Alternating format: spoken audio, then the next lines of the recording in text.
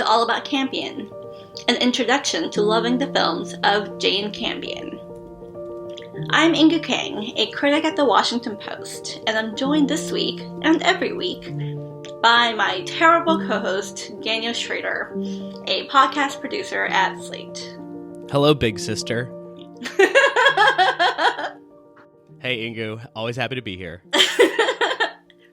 This is an especially exciting episode because we are going to be discussing Campion's divisive first theatrical feature, 1989's Sweetie, an 80-minute film that's currently streaming on HBO Max. And we are also very excited because we are with our first guest of the season. David Rooney, how are you? And also, who are you?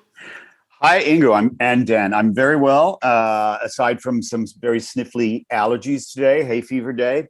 But no amount of Zyrtec has managed to help. I'm well. I'm the chief film critic at Hollywood Reporter, and it's a huge pleasure to be back here because I had such a fun time with you guys talking about Almodovar last year or earlier this year, whenever that was. It was last year. It was about this time. It was probably October of last year.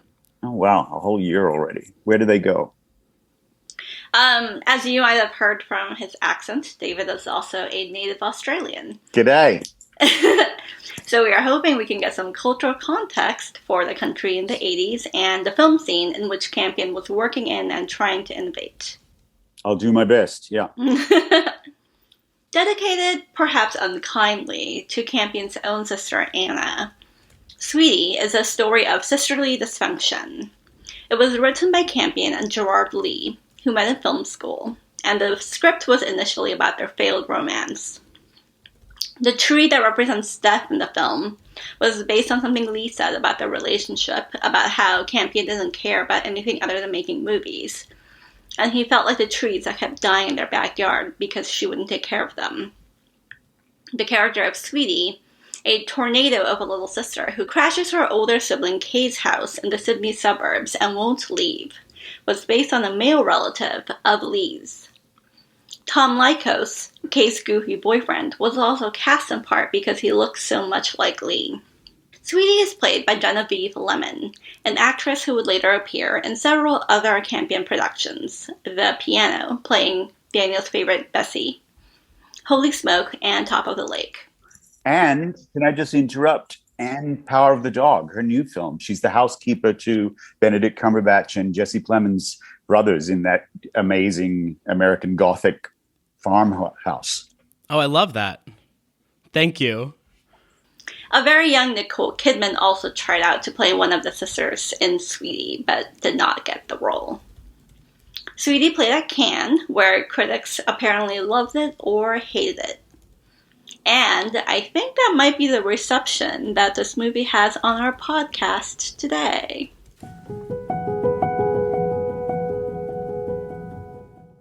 Before we dive into our discussion, Daniel, what happens in Sweetie? Oh, brother. Sister. Sister. You're right.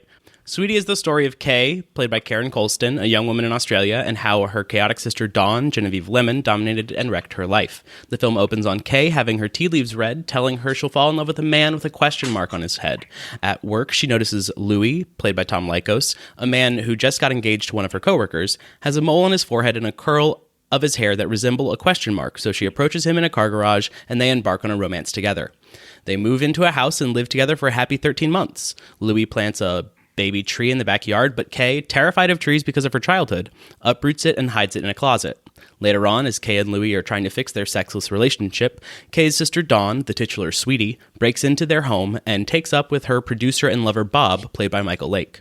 She terrorizes Kay and Louis as she takes over their house. Eventually, Kay and Sweetie's father, Gordon, played by John Darling, comes to stay with them because his wife, their mother Flo, played by Dorothy Berry, has asked for separation. After a tumultuous time with so much family in the house, Kay and Louis devise a plan to rid themselves of Sweetie and Bob. They get Gordon to abandon Bob at a restaurant and then trick Sweetie with a phone call so they can all three drive away while she's inside. The three drive to a ranch where Gordon's wife Flo is staying, and the two reunite. This brings them all back to Kay and Louie's house, where, after Sweetie has wrought all sorts of destruction, Gordon and Flo pack her in the car and drive her back to their home. A few days later, Louis finds the tree under the bed and storms off, and Kay gets a call from her mother saying that Sweetie has lost it and is throwing a fit in her childhood treehouse, demanding Kay's neighbor, a little boy named Clayton, come over to see it. Kay throws Clayton in the car and arrives to see a screaming naked Sweetie acting as frustrating as she always does, yelling from her treehouse. After coaxing Clayton up while everybody is inside, she and Clayton jump around and pitch a fit until the treehouse collapses, thankfully killing Sweetie. She's buried, and Kay returns to her home with Louis. Oh, massive spoiler. Thankfully killing Sweetie? Mean. Sorry. So, David, do you remember the first time you saw Sweetie and what your reaction was? Yes, this is 89. I had left Australia in 83, at the end of 83. So I wasn't actually living there, but I knew people who were students at the Australian Film and Television School in Sydney, a year or two ahead of Jane Campion.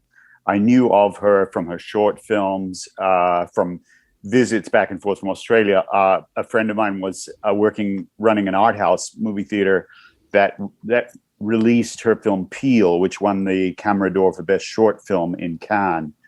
They released it attached to another film. I can't remember whose film that was, but I remember seeing Peel and thinking, wow, this is a really interesting idiosyncratic voice here.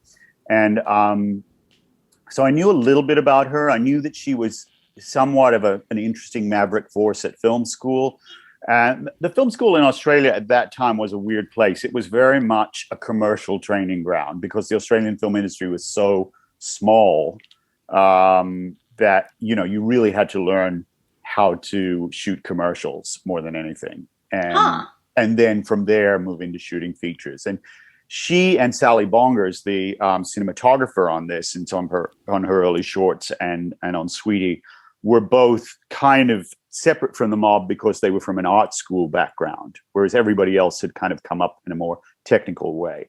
And also part of the look of Sweetie is very much dictated by that because all the boys, it's still very much a boys' club at that time. And all the boys had all the fancy moving equipment. I can't remember if that maybe was the early years of Steadicam and things like that. The film school probably had one of everything. So all the boys grabbed all the big fancy tools and they were left with the still cameras, which is why so much of Sally Bonger's voice as a cinematographer is about skewy framing and things, people positioned uncomfortably on the side of the frame. It's that sort of visual Which you see a lot way. here. A lot, yeah. And use of color is very particular. I mean, very much about, the static frame rather than a lot of camera movement. I saw the film the first time in London, and I really liked it because, it's an incredibly abrasive film. It's a really hard film to love. And you can just see... like Sweetie. Yeah. I mean, you can see I was not in Cannes that year. So I didn't really go to Cannes the first time until 91, I think.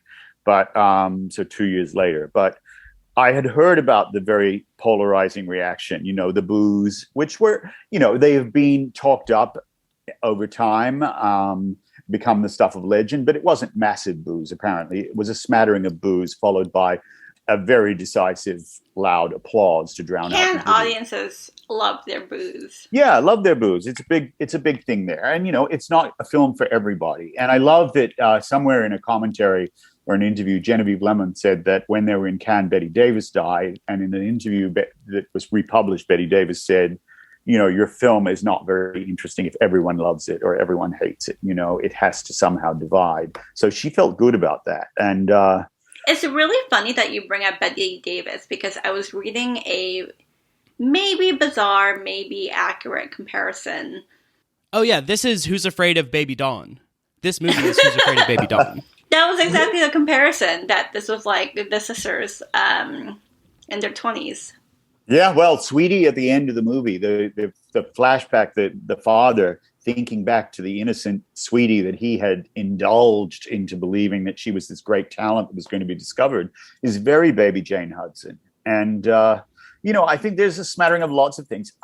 Jane Campion has talked about the influences of David Lynch and Jim Jarmusch, but I mean, I think there's even a bit of John Waters in there. It's like John Waters without the camp. And Dawn Davenport, one of the most famous John Waters characters, I kind of wonder if that was a complete accident. But anyway, so I saw it in London for the first time. I really did like it a lot because, I have my own ambivalent thoughts about growing up in regional suburban Australia. And this film is, was really a new kind of suburban surrealism. And it was ahead of the curve of a lot of 90s dysfunctional family films, a lot of 90s suburban surrealism. Tim Burton was the next year with Edward Scissorhands was a very sort of skewed aspect of suburbia, American suburbia. And then 10 years after that was American Beauty and, a million Well, and films John in Waters, between. I'm thinking of like Serial Mom. Yeah, absolutely. There was a lot of that, but there hadn't been so much of it in Australian film. And what I found really refreshing is that, this was a film. I mean, I guess the Australian film most associated with the female voice and the female protagonist, the unconventional kind of maverick woman, was My Brilliant Career with, Judy Davis at her greatest, directed by Gillian Armstrong, another woman. But, by comparison, that is actually a fairly decorous film. It's very much in the traditional mold, whereas Sweetie just kind of trashes that mold and completely goes out there, doesn't really ask you to love either of its female protagonists, just to find them interesting. And I think that's kind of bold and pretty great. And it opened the door, I think, to a lot of other Australian films with unconventional female protagonists. And, the same year there was a very underappreciated film called Seeley, directed by Anne Turner, about a girl growing up in 1950s regional Australia who kind of lives in a fantasy life and has a pet bunny and all of these things. And that to me seemed to come out of the same vibe. The Australian film. What do you mean when you say regional? Does that just mean like not Sydney? Not Sydney, not Melbourne. Got it. Even the big cities like Perth and Brisbane are still in their way regional towns.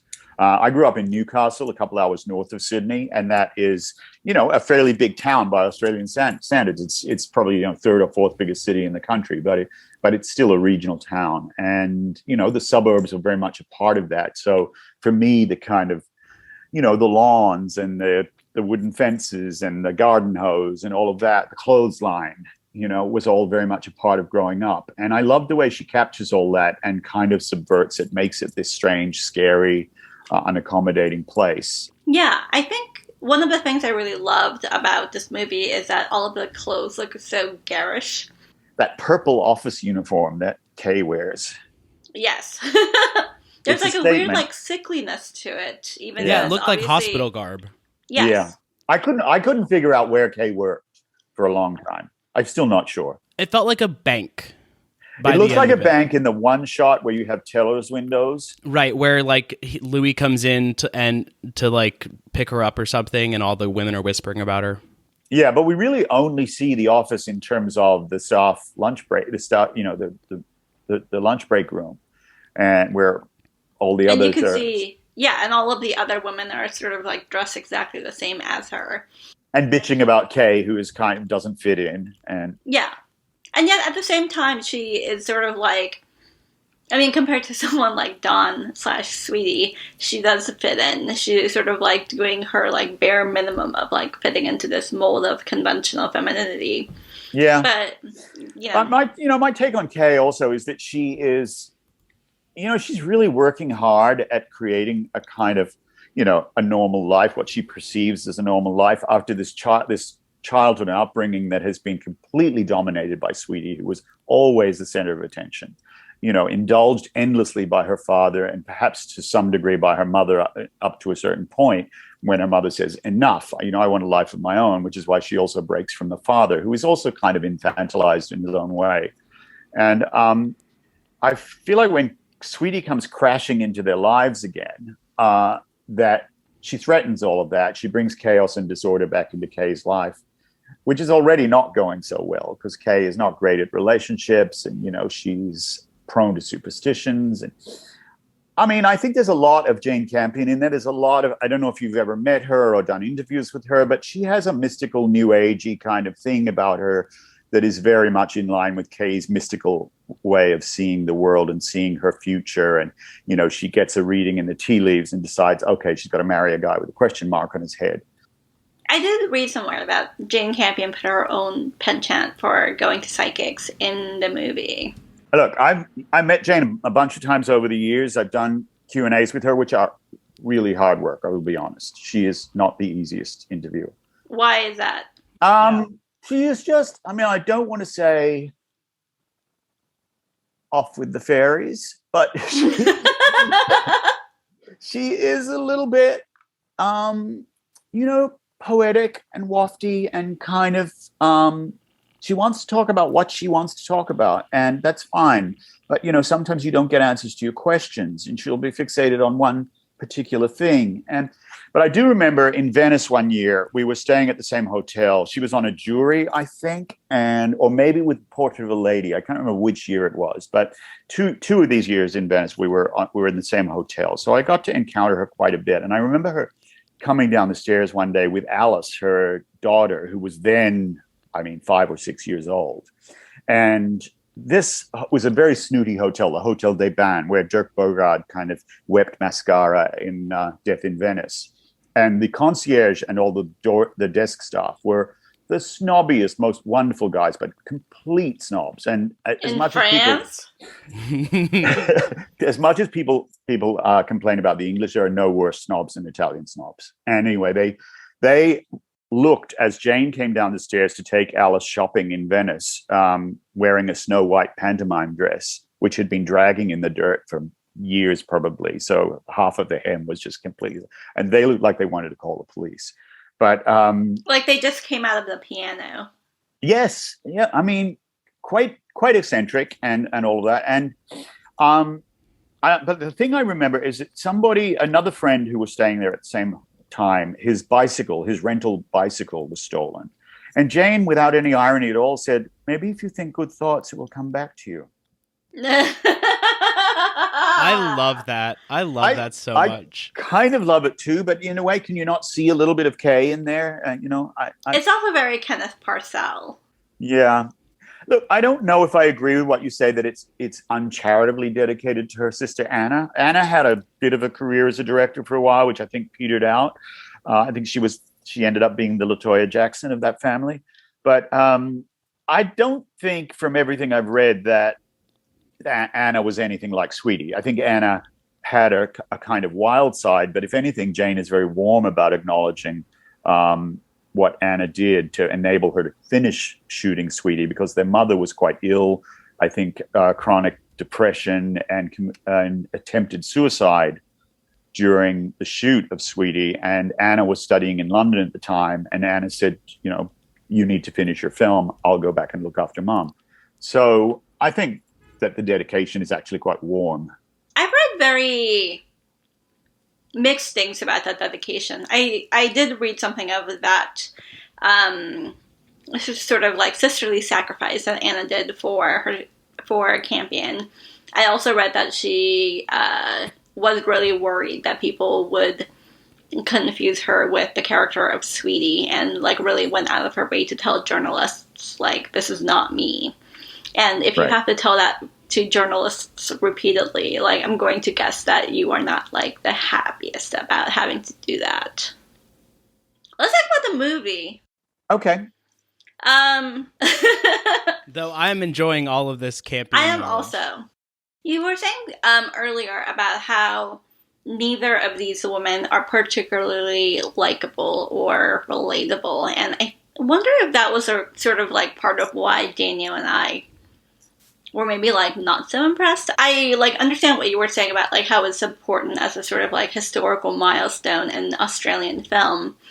And yet at the same time, because Daniel and I were coming into this basically like because we saw this for the first time last week in 2021, when all of the things that it had inspired had already happened, it first of all like didn't feel quite as new. I think that's sort of just inevitable. But second, it sort of felt to me like it was like hard to get into because there was like nothing to grab onto in a sense. And I think there's a lot of like indefiniteness in the film that I think, I don't know, if it was like done a little bit like more if it was like done in a different way, could have yielded a kind of like productive ambivalence, but like here just doesn't quite work for me. Like one example of this is I could never figure out what Sweetie's deal was. Is she just like an eccentric, or is she mentally ill, or is she like, what is she? And I think like if it was sort of like better defined, I would know how to place her and therefore how to feel about her and the way that she's treated by her family. And I do like this whole thing of like Kay has sort of become a kind of quiet, obsessive neurotic because she's grown up with someone who sucks up all of the oxygen in the room. And, you know, she was sort of like bumbling along in her own little way. But when her sister comes, and they're sort of like polarized back again into like the crazy one and like the quote unquote normal one.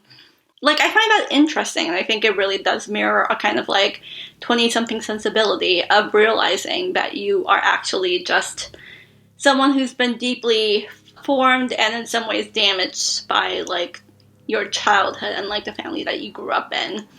And as you're going about in your relationship, like seeing how you have been shaped by your parents and your siblings, or like whatever person in your family is basically that dominant figure that you have formed a personality in reaction against.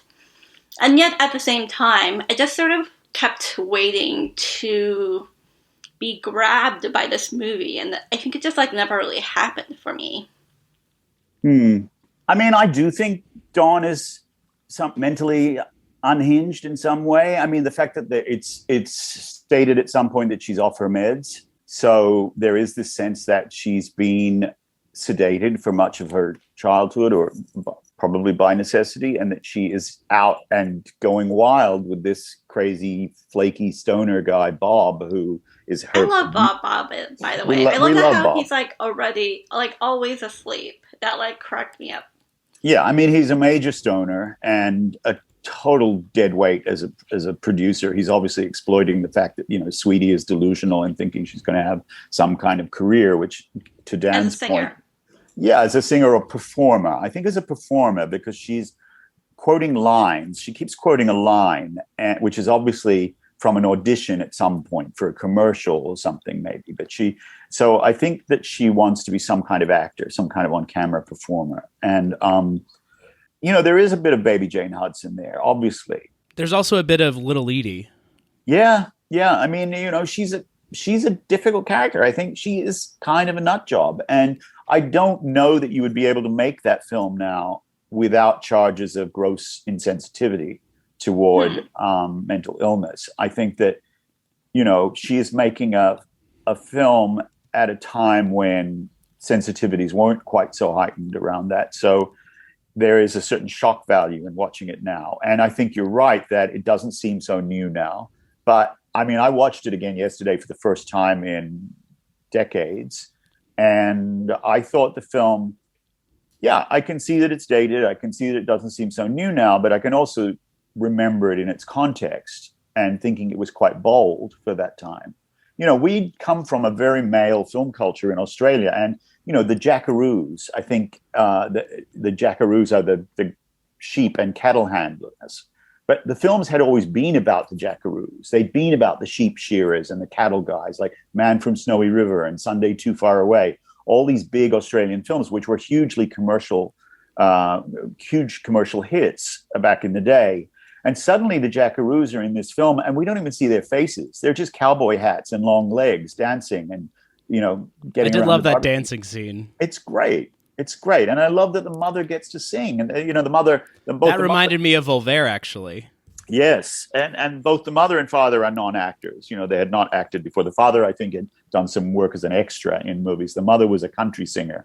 And so they found out she could sing. And then it's like Sweetie, or Kay, more to the point, discovers at that point, oh, we didn't even know Mom could sing. And I think that's a lovely moment of the family, of her kind of looking at her family in a different light. And Gordon also, the father, comes to see the mother in a different light there. So for me, there's a lot of stuff that resonated about Australian families, about the kind of urge to escape the family, the stranglehold of the family, and make your own life, be your own person and things. And then at a certain point, coming back to that, rediscovering your family and learning to love them and accept them for who they are. And admittedly, Campion and Gerard Lee, who wrote the film with her, go about that in a fairly unconventional, not easy to love way. But for me, it is kind of relatable. I mean, I grew up in that. And I think that despite Jane being a New Zealander, this is very much an Australian film. It really has an understanding of Australia, an Australian suburban life that is, both visual and emotional and just subcutaneous. It's just there in the movie. I do think it's like what you just said about Kay realizing that her mother could sing and like the changes that they all have. That it's interesting that all takes place at this ranch, that they're all like, they aren't able to see each other as people until they are like away from that suburban life that they've always been trapped in, and that they are like away from Sweetie, almost like who they could have been if Sweetie hadn't been the subject of their lives. Yeah, I mean, it's practically desert. I mean, it's almost outback. I think the town is Warren, which I'm not exactly sure where it is. I think it's somewhere near Broken Hill, inland New South Wales. But that's a part of Australia that is kind of weird and scary and rough. And the fact that they have to get outside of their kind of bleak suburbia into this nothing land to discover who they are and to kind of find some connection again as a family, I think is actually really lovely. And I think part of that whole thing is that they are able to come out of their social roles, right? You see Gordon the father in this like frilly pink apron. You see men dancing with the jackaroos dancing with one another. And it's a place where there is a sort of like Freudian, like that period, like when you have not yet become the person that you're going to be. And so you're just sort of like full of potential. And yeah, I don't know like how much that really accords with actual New South Wales, but it is definitely like a place, this sort of like idyll where it is very much set outside like the confines of suburbia. Yeah. You were saying something earlier before about like how this feels like an extremely Australian film to you. And I know that this is like a super simplistic binary, but do you personally have a dog in the fight of whether Campion should be claimed by Australia or New Zealand? Oh, like, no, not at all. I mean, she's a New Zealander. Okay. She's done a lot of work in Australia, and so she's done a lot of particularly Australian work, but she's also done films that are quintessentially New Zealand films, like The Piano, like Angel at My Table, both of which I completely adore, especially in Angel at My Table, one of the great films about being a writer. But Sweetie, I think because she was fresh out of film school, she had made a mark with shorts like Peel and Passionless Moments and Girl's Own Story, which are all kind of fledgling versions of Sweetie in a way. They all have elements that would then flower in Sweetie. And the psychology of her, I mean, the Power of the Dog, her new film, is so interesting because she has a whole career of deep probe psychological films about women. And then suddenly we have this film about these two men and about corrosive, toxic masculinity, all of that. It seems to be a different field for her, or at least approaching it from a different perspective. But I don't know. There's a part that personally I loved in Sweetie, but I grew up. The worst thing about growing up for me is the sort of get out and mow the lawn or get out and water the garden. They're the chores you hate as a kid. So I grew up and we had a massive backyard with acres of lawn and things. So cutting that lawn was like a day's work in the sun. Australian summers are brutally hot, and I just hated doing it. I'm not a lawnmower kind of boy. Really? I don't know. You seem like quite the landscaper yourself. Really? Everything about me screams John Deere to you? Yes, you're giving mask. Excellent. I love it. Well, I was not so I had dreamed as a kid of why do we have a lawn? Why can't we just have a concrete backyard? And I had been to sort of some places where people have the ugly concrete backyard, and the only thing growing out of it is the Hills Hoist, the famous Australian clothesline that turns around. This film doesn't have a Hills hoist. It actually has a pull-out clothesline, which is completely screwed up by the planting of the tree. It's in the path of where Kay hangs her washing. But, you know, your backyard, your washing line, your lawn, they're all big parts of growing up in Australia.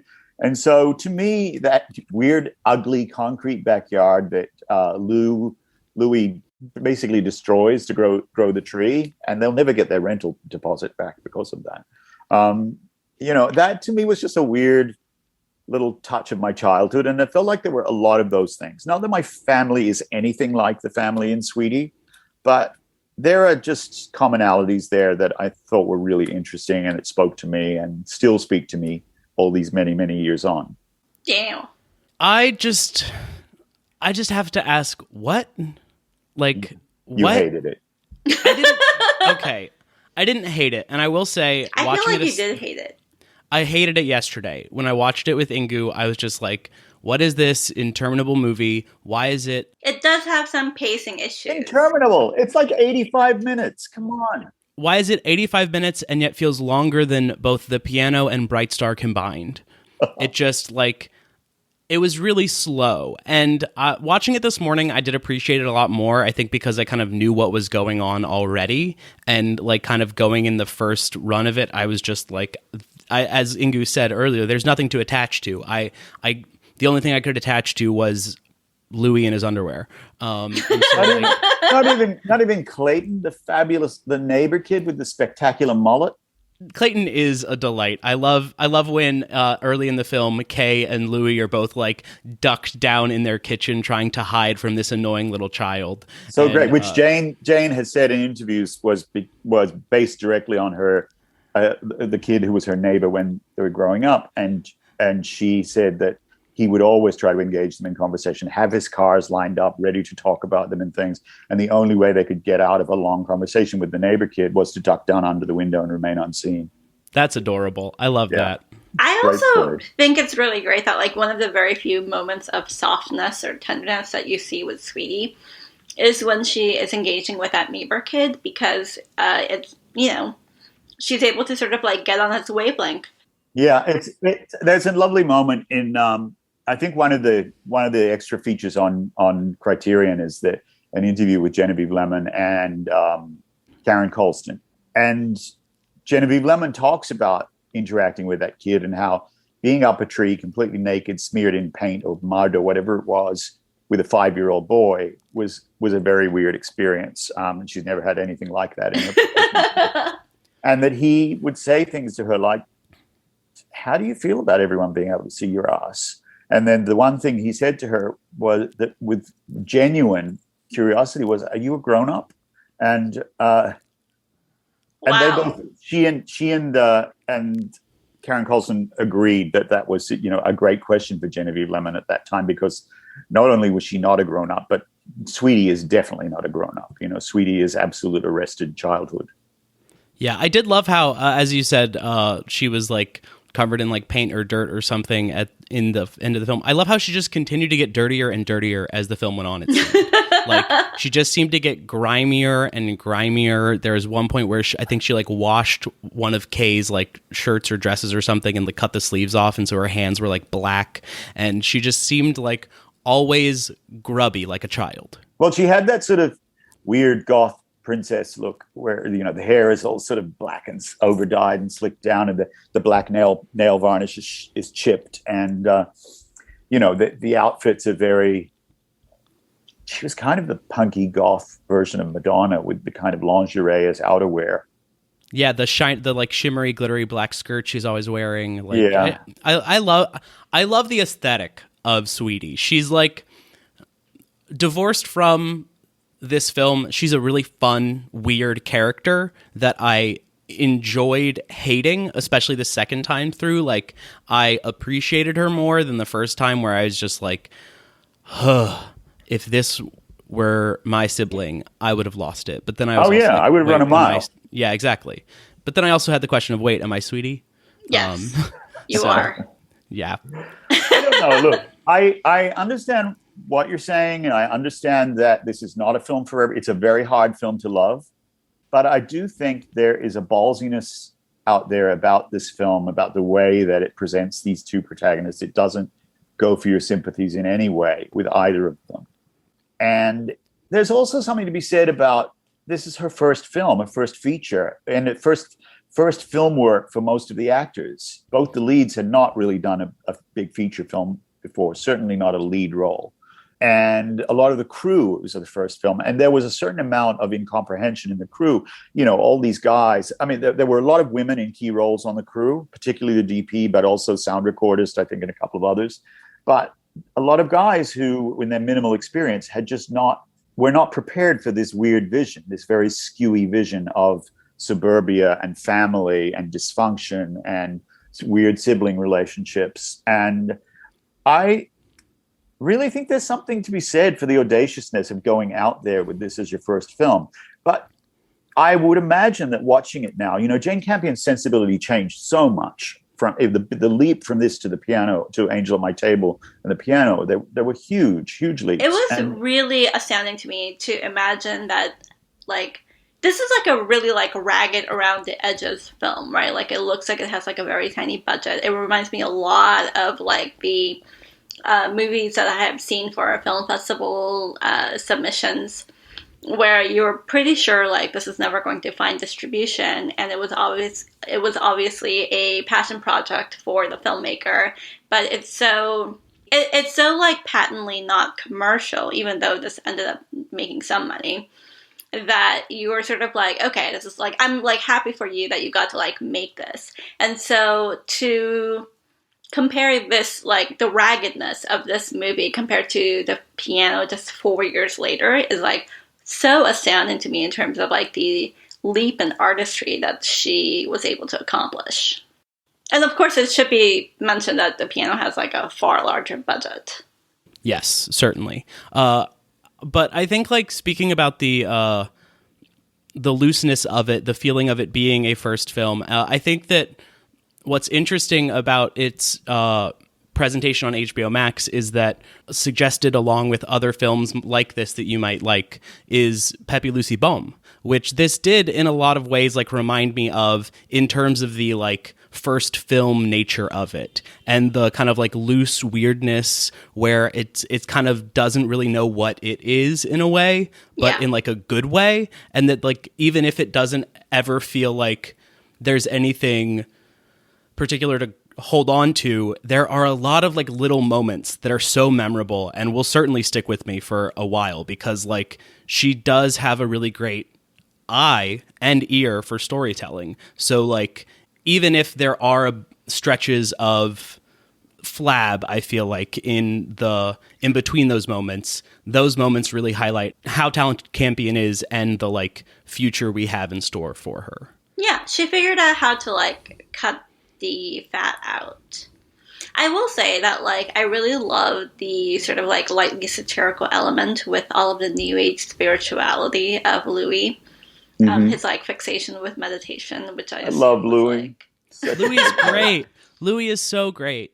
There's also, by the way, you know, the spirituality. There's also superstition. You know, Kay seduces Louis next to the number 13 spot in the car park. I did not notice that. The time jump is 13 months later. Yes. I think there are a couple of 13s in there somewhere. You know, there's a lot of superstition, a lot of, you know, the tea leaf reading, obviously. Well, and then even Kay, like, waking up after chasing Louis down while he's, like, running away after finding the tree, and she wakes up in the, like, yard of the fortune teller.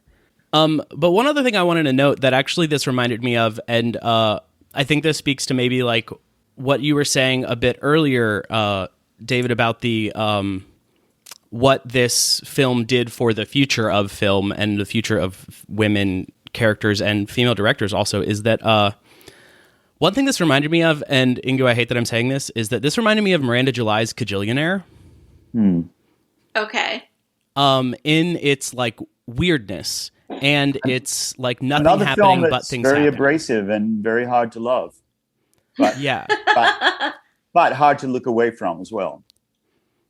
And sort of like also in that middle area between mental illness and peculiarity. eccentricity. Yeah. Mm-hmm.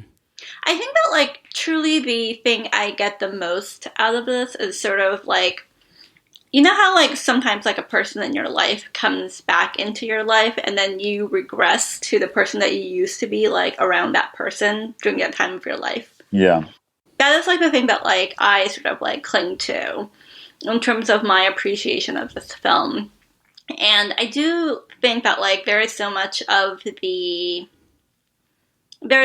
like Kay's character that basically just like goes directly back to like the time of her life when she was being suffocated by Sweetie taking up all of the oxygen in the room. And I love that, like, you know, she has this like pathetic like porcelain horse collection. It's a little bit of a steal from Glass Menagerie. Sure, but like it's, I mean, like we were talking earlier about like how Sweetie gets along with Clayton, the neighbor boy, who like first lays out all of his cars, and Kay initially is like, ugh, look at him like wanting to talk about his cars, but then she does the exact same thing with her horses for Clayton. And then at the end, and then sort of like in the middle of it, Sweetie, in her inimitable way, takes the horses and chews them up in her mouth, and Kay, by the end, just sort of has to like assemble those pieces back together. Yeah, so you see all the horses lined up again at the end with broken legs glued back on or not glued back on, you know, missing a limb. And I think that's the symbolism is not exactly subtle, but it is a nice sense that, you know, Sweetie is there, certainly made her mark on Kay's life, but Kay's life will go on, and she has managed to retain some kind of wholeness to her life despite the wrecking ball of Sweetie coming into it. Yeah. And I initially had a little bit of a problem with Kay's tree phobia, which I know, like, phobias aren't rational, but it seems so completely counterintuitive to me that a tree would represent death, that I was like, ugh, what is, like, this doing? Like, this is so, like in your face, quirky. But I think that, like, over the course of the movie, like, this idea that, like, what she basically fears is, like, her connection to Sweetie, and, like, the thing that connects them is, like, a family tree.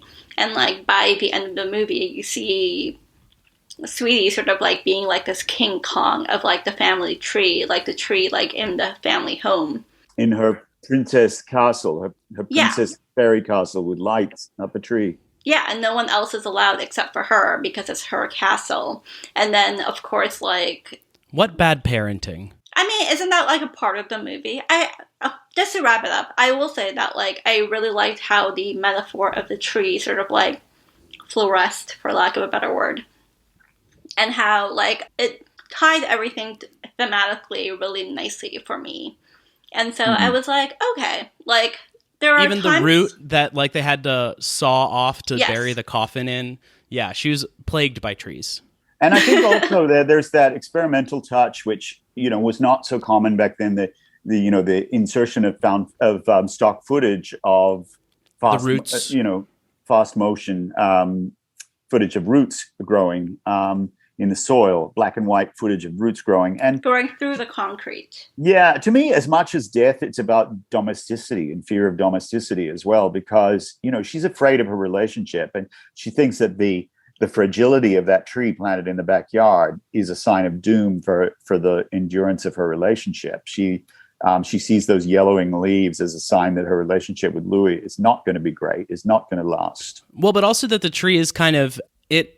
Has the, like, part of the fear of it, at least the way I read it, was that, like, those roots have the possibility of destroying her, like, suburban life, because they can break the foundation of the concrete and destroy the house that she and Louis are trying to build together.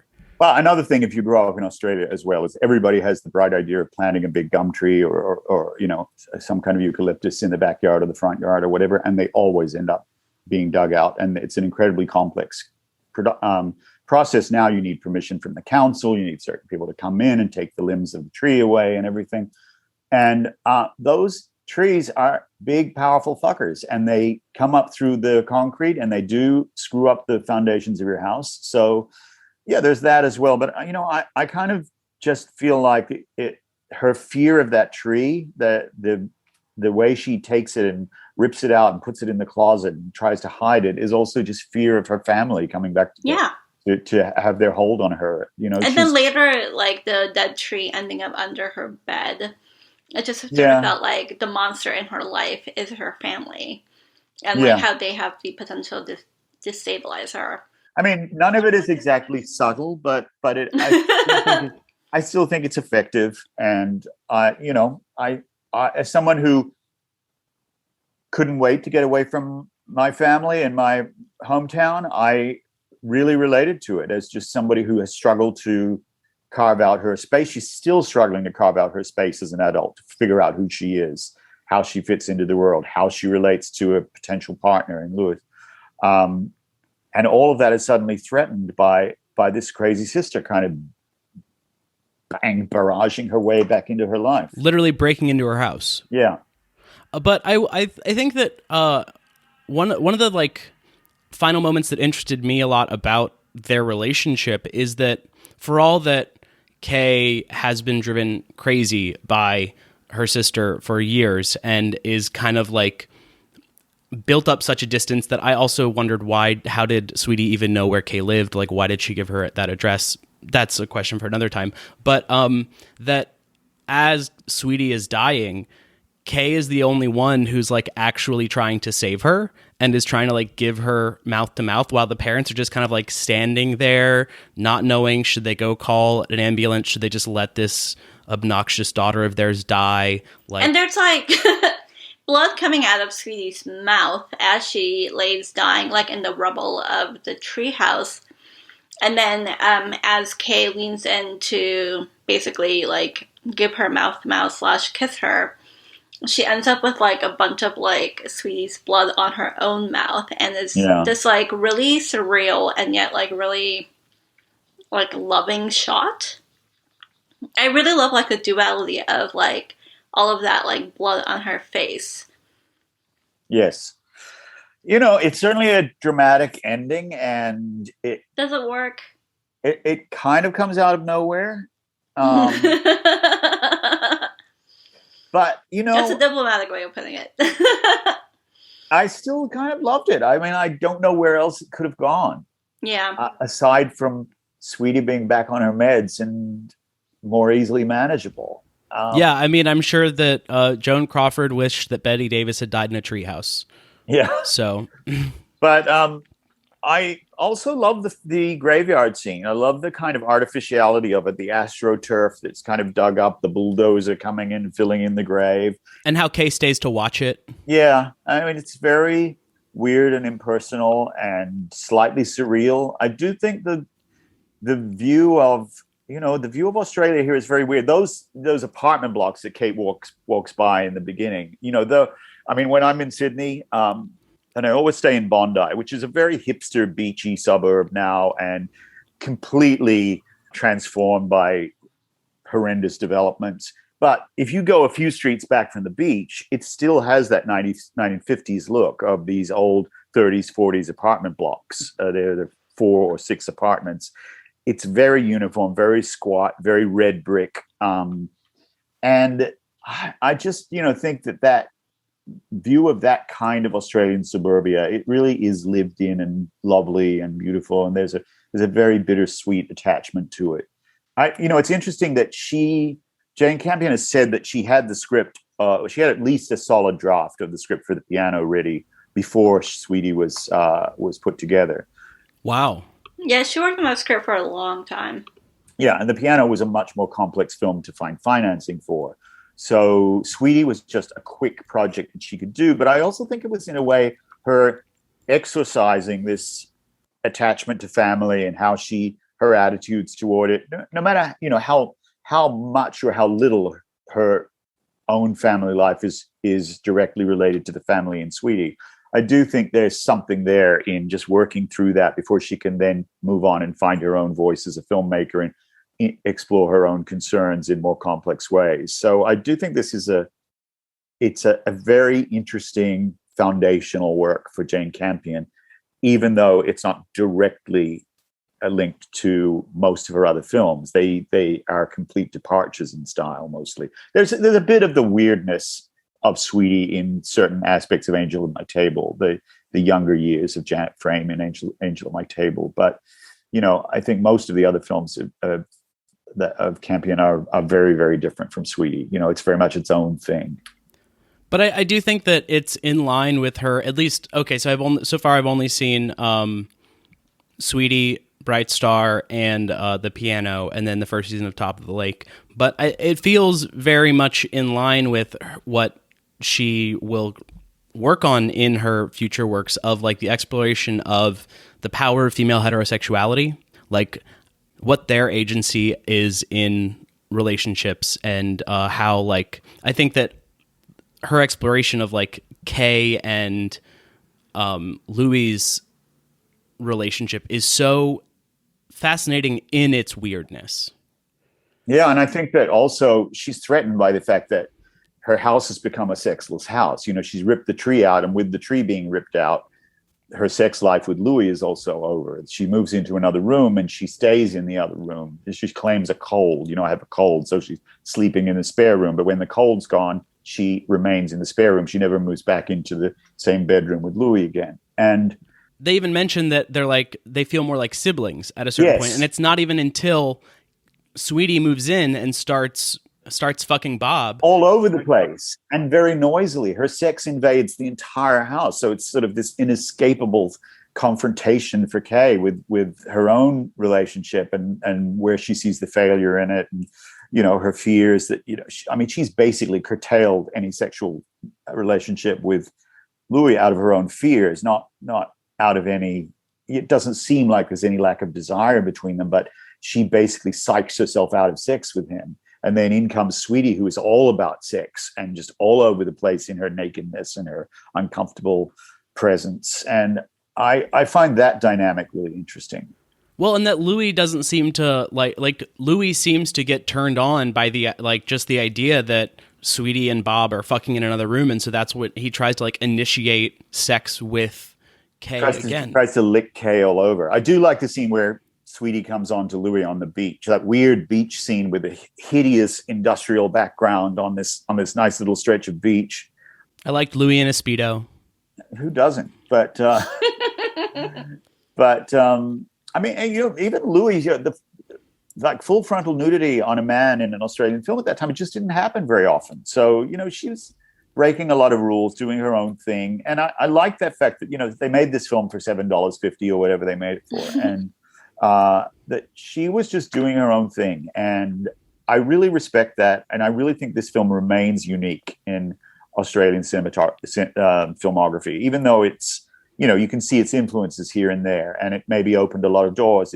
I do think it opened doors for things like Muriel's Wedding, but it still remains unique, in terms of it. It's just so out there. It does not give you any concessions. It doesn't give you much to grab onto. It's like, these are my people, like them or don't, I don't care. It made me sad for Sweetie, because I feel like if she was born 20 years later, she could have been a really big reality TV star.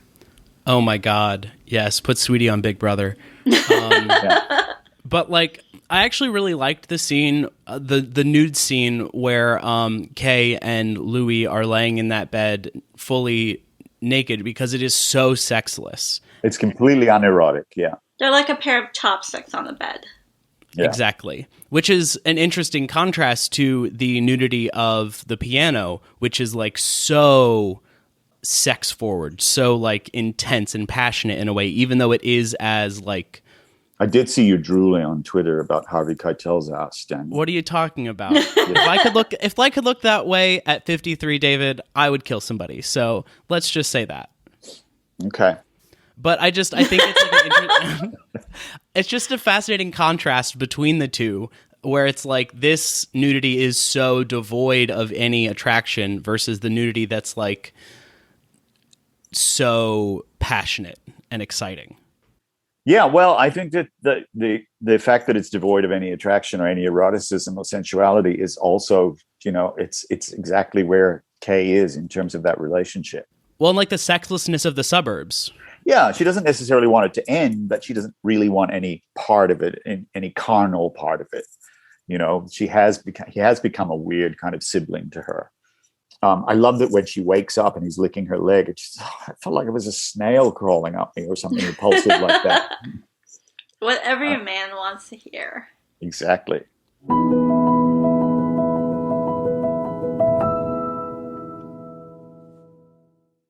All right, well, that's a great place to wrap up our conversation of Sweetie, but before we go, it's time to do some rankings. Today, we've got The Piano, Bright Star, and Sweetie. What do you think, Inkoo? I think that is my rankings, actually. The Piano, Bright Star, Sweetie. I really respect what this movie is going for, but like as like a visceral experience, I just don't feel like I can really connect with it as much.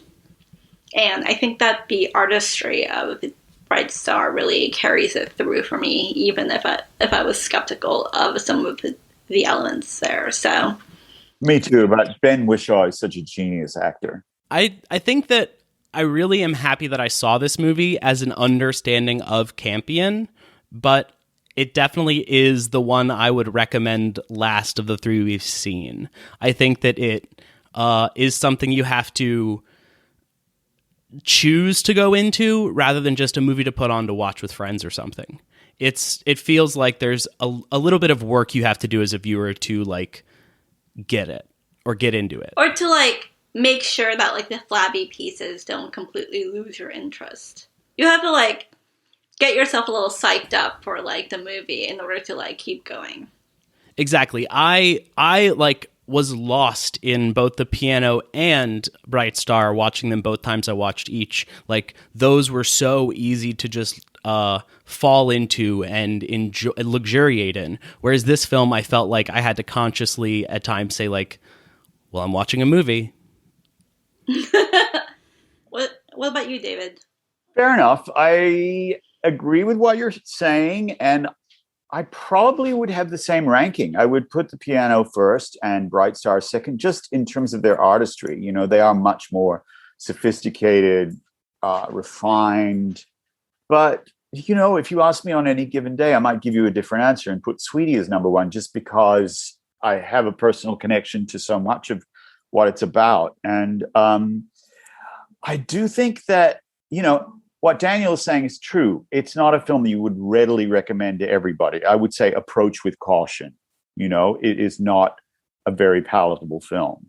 A lot of it is very off-putting, and you don't get much of a redemptive arc for any of the characters, or at least not a conventional redemptive arc. But at the same time, I think if you want to understand anything about who Jane Campion is, it's a good place to dip into. And if you want to understand anything about all of that brash Australian cinema that came out of the 90s onwards, with women either, you know, marching to their own beat of their own drummer, like the Muriel's Wedding, you know, Rachel Griffith and Toni Collette's characters, or like Essie Davis in The Babadook, like Kate Winslet in The Dressmaker, which is a bonkers, batshit crazy movie if you haven't seen it, but well worth seeing, both for Kate Winslet and Judy Davis at her most insane and brilliant.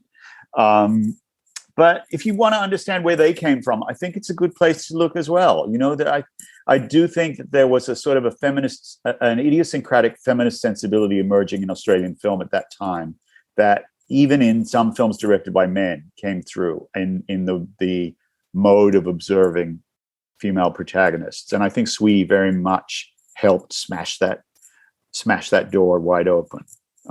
So to me, it deserves a lot of credit for that. And I do think it's not a film for everybody. It's not an easy film to like, but it is certainly an interesting, ballsy film that, you know, it was an auteur announcing her voice, announcing herself as somebody who was very much doing her own thing, even though she acknowledges certain influences like Lynch and Jarmusch, as I said.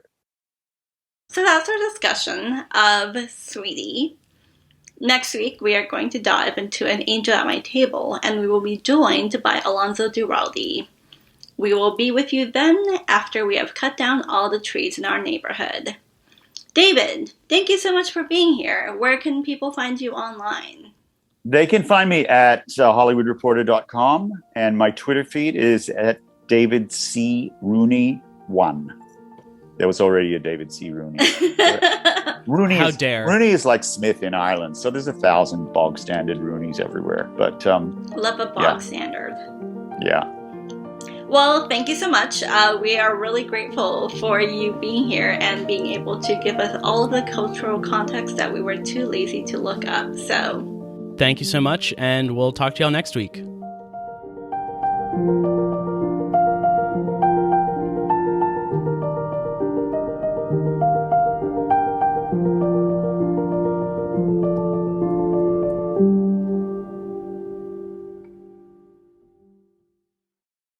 It's important to remember that the late 80s, when this film was made in 88, released in 89. The year I was born.